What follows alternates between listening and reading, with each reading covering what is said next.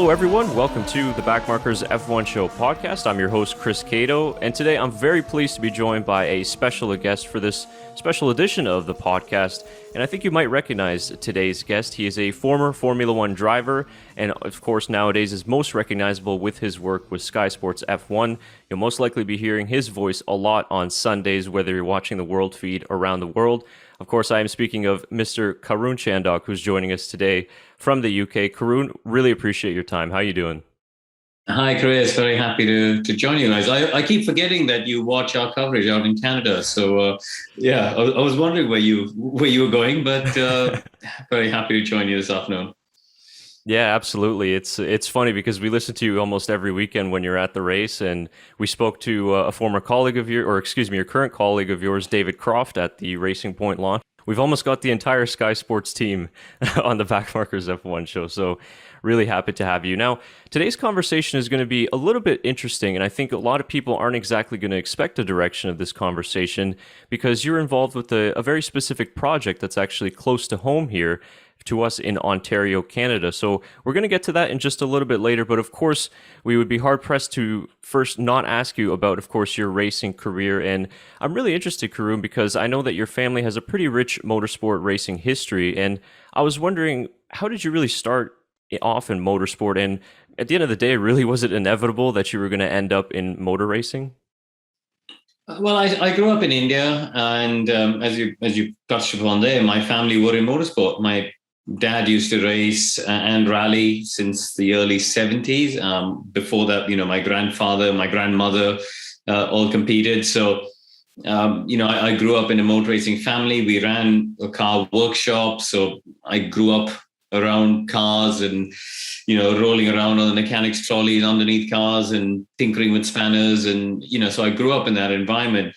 But my family never pushed us or pushed me in the direction to get involved in the sport. It was an absolute choice. For example, my brother, who, we grew up in the same house, same parents, same environment, same extended family, and he had no interest in motor racing and had no interest in being a racing driver. So for me, it was very much a personal choice. And I just loved it ever since I was a kid. And so, but obviously at the time growing up in India, we had no real infrastructure that we have today. There wasn't a single go-kart track in the whole country. And so, I had a kart, which I used to just drive in our family workshop in between the customers' cars and things like that. But it wasn't racing, it wasn't competing. So I only started when I was 16. So I did one season of racing in India. And somewhat bizarrely, I haven't raced in India ever since. It's been 21 years now since I raced in India. So it is a bit strange. But I then, very quickly moved to, I won the championship in India, raced across Asia, won the Asian championship, and then moved to the UK to race, race on the ladder to F1, so to speak. So, F3, bit of World Series by Renault, and then some A1 GP, and then eventually did GP2 and F1. So, it's been an interesting journey. I think, as a driver, you have different phases of your life. You have your, career, that's your path to F1, wherever that might take you. You have your period in F1, however long or short that might be. And then you have your post F1 career in terms of driving. And for me, that was to go and do Le Mans and GT racing and various, the World Sports Car Championship and things like that. And then in parallel and beyond that will be life outside of the car. And that includes, for me, television and racetrack design and, work with the governing body of the FIA and with Motorsport UK here in England. So, there's lots of, I've been very lucky to work in the sport in lots of different ways. Yeah, that's a great story. And it's awesome to see also being able to make a career outside of the race car as well. And you've been very successful, of course, with your TV work and as the discussion of today's episode as well, with some of your work with tracks around the world. And you raced 11 races in Formula One, and just like you mentioned, Le Mans and other series as well. I know it's really hard to pick, but would you say what would be your fondest memory of your motor racing career? I'd probably pick three. I mean, unsurprisingly, it's a question that often gets asked. So I've kind of narrowed it down to three over the years. One is winning the GP2 race in Spa, which was really special in 2007 because I'd had a tough couple of years where I'd run out of money, had no sponsorship, basically was about to stop. My driving career was about to end. And got a last-minute deal. I was the last driver to sign on the grid in 2007, joined the team who finished last the previous year. But we worked hard and we came forward. And then, I won a race at Spa, which is a fantastic circuit to win at. And so that was cool. Going to my first Formula One race as a driver in 2010 was very special, of course. It was a culmination of a dream. Ever since I was a child, I wanted to be a Formula One driver, and it was coming true. And I guess the third one's got to be going to Le Mans for the first time in 2012. To be the first Indian to compete in the 24 Hours of Le Mans was, something I'm very proud of. And it is just a magical race, absolutely magical race. So my next question would just be, before we move on to the local track here in Ontario that we want to discuss, is you got a unique perspective, of course, being able to travel to all the races now this season in 2021. And we're talking about it almost on every podcast of just how great this 2021 championship is. Can you give us a feel of what it's like at the tracks when you go to these championship battles? I mean, what are your thoughts so far on the Hamilton-Verstappen battle? From us watching at home on TV, it just seems epic so far. It's been a fantastic season, hasn't it? I mean, if you think back to the great seasons of Formula One, and I think of, 86, 97, 2010, 2012, we've always come back to the point of having multiple teams and multiple drivers competing for the World Championship. And that's what we got after such a long time. There's somebody challenging Mercedes, genuinely challenging them all the way to the end. We had Ferrari in 2017 and 2018, but it never quite carried through to the end. And this is great because as we sit here today, nobody knows. Red Bull don't know, Mercedes don't know, the fans don't know, we don't know as television commentators who is going to be the most competitive team in Austin. And that's great. I love rocking up to a track. And often, even, after Friday practice, we still don't know who's going to be the best team when we get to qualifying in the race. And that's what we want. And, there's been drama, there's been controversy.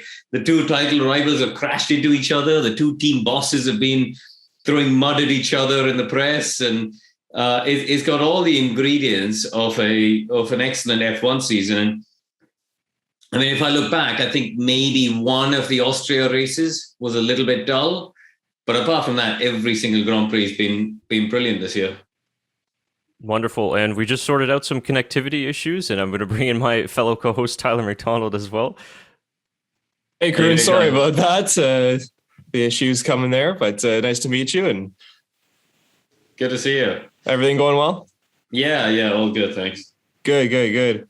Yeah, and just hearing your comments on the championship there. I mean, it is one of those very special seasons that we've had this year. I mean, we've been waiting for something like this. And Sebastian Vettel got us so close a couple of years back, and we had a little taste of it. But don't you find it's something special with Max Verstappen and Lewis Hamilton with the incidents that have happened, as you mentioned, and the rivalry that has kind of started and has been portrayed between the two, even though they don't seem like on camera, they have that little rivalry and have been very tame to each other. There seems to be that competitive edge that, these two want to beat each other and have that, don't want to be the ones that lose the title. Listen, these are the two best drivers in Formula One today. And I think we're in a very, very privileged position as fans of the sport, irrespective of whether I work in it, but we're all ultimately fans of Formula One and motor racing. We're getting to see two of the best drivers of their generation compete against each other in cars which are really equal. We've now been through most of the season. We're now 16 races into the season, and the average qualifying gap between them is less than 0.1%. If you look at all of the dry qualifying sessions we've had, that's amazing. These are two teams building bespoke cars with 1,500 people doing the chassis and engine side. No ideas are crossed over, and yet they are so closely matched. And I think we're just super lucky to have a season like this. And I'm we all get to the track on a Thursday, Friday. We're all pumped to see just how that weekend's going to play out. And so are the drivers and so are the engineers. You just need to talk to, I was talking to Adrian Newey in Turkey and, people like Andrew Shovlin at Mercedes, and they're all enjoying the battle. They're all enjoying coming to work and having to really dig deep and find solutions and try and keep an edge in the competitive battle for themselves and their drivers and their team. So I think everyone in Formula One is really enjoying it and it's also not just about the top two, right? We've seen Lando have a great season. We've seen Ferrari make a good recovery. Sainz has settled in quickly and got some good podiums on the board for himself. Ocon winning in Budapest. That was a slightly mad race where you had Lewis starting on his own and all that sort of stuff. And Daniel winning in Monza. We've had some really, really good races and good stories, even outside the top two. Yeah, it's been an absolute joy to watch. And for some of the newer generation fans, I mean, Tyler and I have been following Formula One since the early 2000s when we were a little bit younger. So we don't necessarily remember Häkkinen and Schumacher. And of course, before then, Senna and Prost. So this is our modern day Senna and Prost, if you look at it that way. So it's been an absolute joy to watch. So yeah, it's very cool to hear your thoughts on it. And I'm glad you're enjoying it as well from trackside.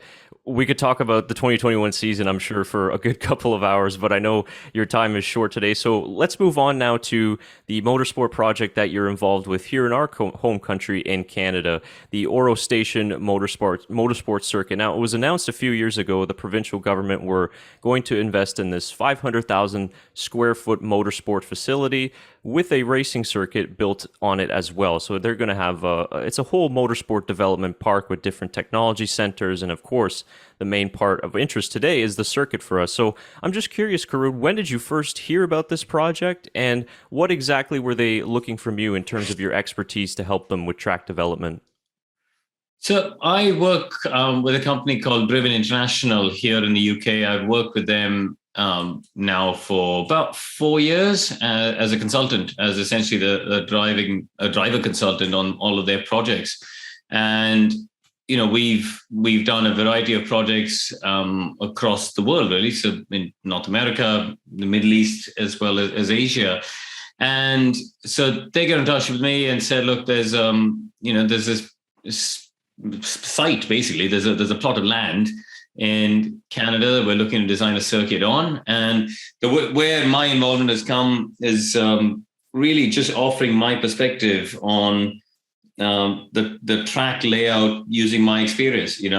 I've now driven at 87 circuits around the world and Wow. visited I don't know how many others where I haven't driven. So I've been able to draw on that experience and say, why don't we do a chicane here like the Ascari chicane, or why don't we do a corner like turn 9 in Bahrain, or things like that. So that's how I started working with them. And when the project kicked off in at Oro-Station, that is a similar thing. So we looked at the basic layout on a piece of paper, essentially on 2D, and we'd sketched out different layouts. And then the first step is, we sort of come up with 3 or 4 different track layouts, and then we pick and choose the best of all of those into one single layout in 2D, and then we create a CAD drawing out of that. And then really where I have a bit of an involvement in all of that, but really my real involvement starts at the next step where we build a sim model for it. So I've got a simulator here in my office. The guys at the track design office at Driven have a lot of software where they build the track models and they send it over. And we do these sessions where I drive the track. And that's a really interesting process, right? Because you got to choose your vehicles properly. For Oro-Station, we were using the Formula 2 and the Formula 3 cars as single seaters. But also you got to make the track enjoyable for track days and for car clubs and for, people who aren't experienced professionals, but are coming to enjoy just driving the track, because actually as a revenue generator, that's the bigger cash cow. So, I've got car models of sort of your Porsche and Ferrari track day cars and GT, sort of GT3, GTE prototypes as well. So we did a bunch of days evaluating the track, and then it's really interesting because when you drive the track on the sim, what we necessarily think about as being a good section of corners, for example, in 2D, doesn't always translate, So we ended up changing, for example, the last sort of 1/3 of the track, we completely redesigned after we did a bit of sim work. And in the end, I think we've come up with a really challenging layout, one that's safe, obviously, because that's an absolute priority in terms of, especially for amateurs doing track days. But it's also one that's going to be good for racing. 16 turns in 4 kilometers. I mean, it's a pretty handy circuit to be going around for any driver. Can you tell us about maybe some of the characteristics about the track and what makes it a little bit special? So the track is, you can sort of divide it up into the 3 sectors, I think. And the first sector, you've got obviously a very quick corner to start the lap and a hairpin. But it's a bit more open, you got a long straight from turn 2 up to turn 3, and again after turn 5 up to the back hairpin. So it's quite a fast, open bit of track with some decently long straights. Then the middle part of the lap is all about momentum through the corners. So there's a really flowing section of corners, a bit like the Suzuka S's. Actually, we were really thinking of the Suzuka S's. It won't have the same level of elevation as Suzuka, but you'll certainly have the direction change. So, as a driver or a bike rider, you've got to be really precise with the line and make sure you place the car in the right place. It's somewhat reminiscent of Austin as well, the first sector in Austin where you've got that sequence of corners. And then right at the end of it, we've sort of created this slightly off camber but sharp right-hand hairpin as well. So that creates a really tricky braking zone. I ended up in the wall a lot when I was doing it on the sim till I got it right. And then the last sector, so that's sort of medium speed corners, they're sort of your 3rd, 4th gear medium speed corners. And then in the last sector, we've got 2 very quick corners. One is, you got the back straight, and then you got a fast right-hander, a bit like Stowe corner at Silverstone. So, quick, high-speed entry, slightly uphill, slightly blind entry. And then another quick kink after that before we do a banked hairpin to end the lap. So, I think the 3 sectors of the lap are quite different. And as you said, there are a lot of corners in some respect, but I think that's also got straights where you can let the car breathe and just let yourself just relax a little bit and catch your breath. And I'm curious as well because of just some of the things you were talking about there. And I think we saw in this year in the Formula One season, for example, some of the older school tracks like Zandvoort, for example, Mugello last year, for example, be a very big hit with the drivers because of some of the things you mentioned. Negative camber corners or undulation, elevation changes. Of course, the bank corners of Zandvoort were a really big hit with fans and drivers. When these new tracks are being developed, not just specifically for Oro-Station, but also, let's say, Formula One tracks, the new generation ones, do you think that input is being put in there enough to say that we need some of these old school characteristics and not just, kind of long DRS straights? We need elevation changes and to be like a roller coaster ride. The short answer is no. I think until recently, drivers have had very little input into circuit design. And to be honest, that's why when Driven approached me and asked me to start working with them, I was really excited to do it. And, we've done a whole bunch of projects now, and including Abu Dhabi. We've helped a little bit on the redesign, which unfortunately that's a little bit like trying to renovate a house because you're always slightly limited by, you can't move the hotel and you can't move the marina, so you kind of have to make do with what you can. But when you've got a blank slate like we have at Oro-Station, then it's really interesting. And I think as a driver, you can offer perspectives that perhaps circuit designers can't have. And, little things like what corner should follow the previous one in order to enable overtaking, and in order to think about where you would place the car in either an overtaking move or a defensive move. I think there's certain perspectives that only a driver with experience of a wide range of tracks can offer. It's been really, really good fun. And I've learned a lot as well. I've learned a lot about, for example, through this process, initially we were literally just making the ribbon of asphalt and testing it. And actually, over time, our sim models, we've gotten more and more detailed with it. We've really focused on putting in the right curbs that we think should be put in the real track. We've really focused on placing the barriers in the right place. And, it's interesting. I sometimes come out of a corner and I say to the guys, I think that barrier is a bit too close for comfort. I wouldn't be happy as a driver on track seeing that barrier at the angle it is. I know it might be okay on theory and it might pass the certifications, but actually it doesn't feel very comfortable. So we've now started, even on our sim models, really focusing on all of these other things as well, making sure the runoff areas are realistic and the barriers are realistic. So it allows us to fully evaluate the track layout before we submit it to the FIA for homologation. I just want to talk about quickly just how hard it is to marry the ideas of it being a fun track to race around as a driver, but also, provide very exciting overtaking and challenging kind of situations for the drivers to deal with as well. It is a real challenge. And, this is where you need the input also of the people who are running the project and owning the project. In this case, Jeffrey Campbell he's a really passionate guy about motor racing in general. He loves motor racing. He loves classic car racing. And therefore he got it. He understood what we were trying to do here in terms of, I have a list of things that I think all racetracks should have. You need to have good braking zones for overtaking. You need to have fast corners that challenge the drivers. You need to have, I think, interesting braking zones where you're sort of braking and turning, and that in itself is a unique challenge.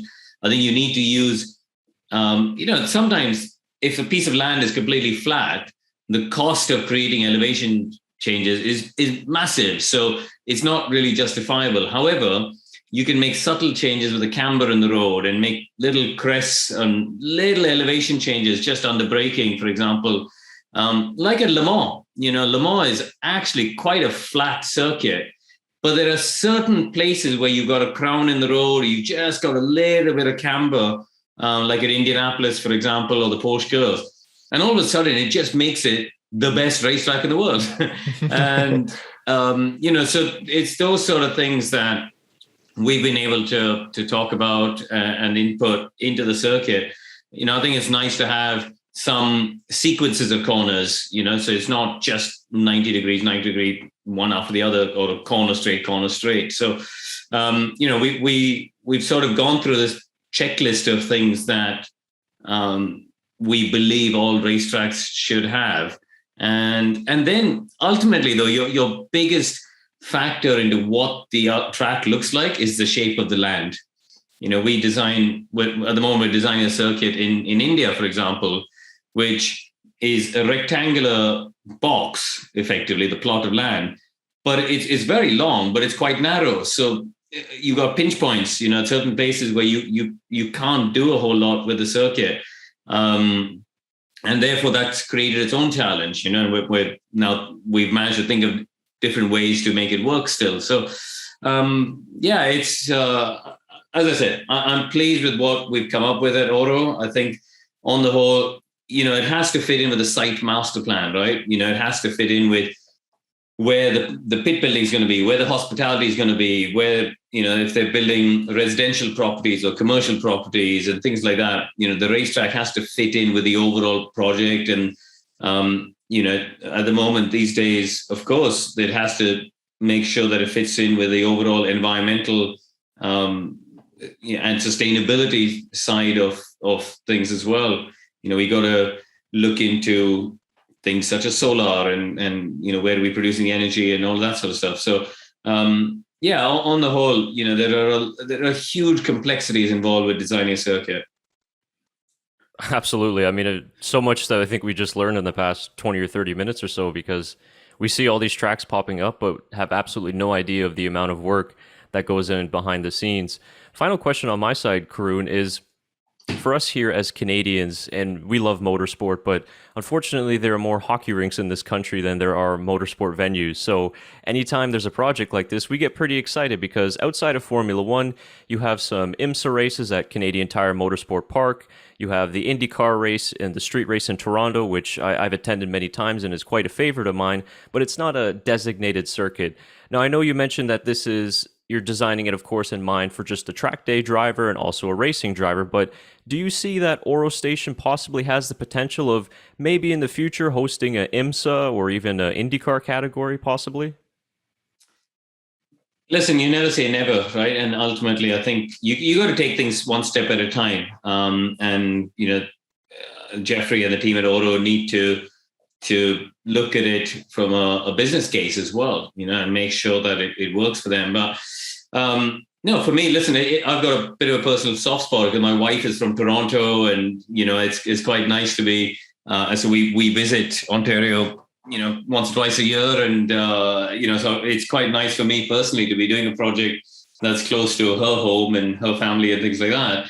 And Canada's got you've got such a good history in motor racing, but it sort of bubbles under the radar, doesn't it?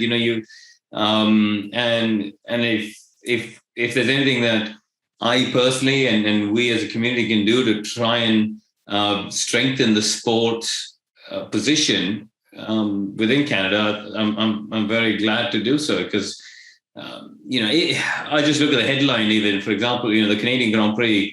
If I go up and down the paddock in Formula One and you ask people to name their top 5 races, Montreal is quite often in most people's top 5.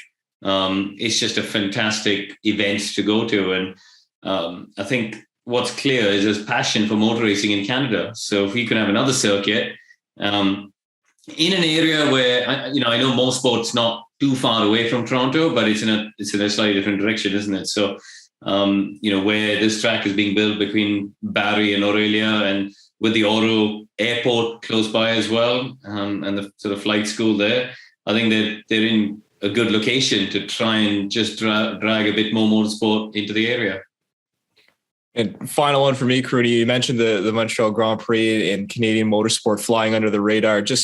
I want to get your opinion on where you see Canadian motorsports growing in the future with, of course, these last 2 years of having the Montreal Grand Prix canceled has really, I'd say, put a dark spot on Canadian motorsport, but the growth we've seen through TV ratings has definitely been more of a plus than the negative in this situation. Where do you see Canadian motorsport growing?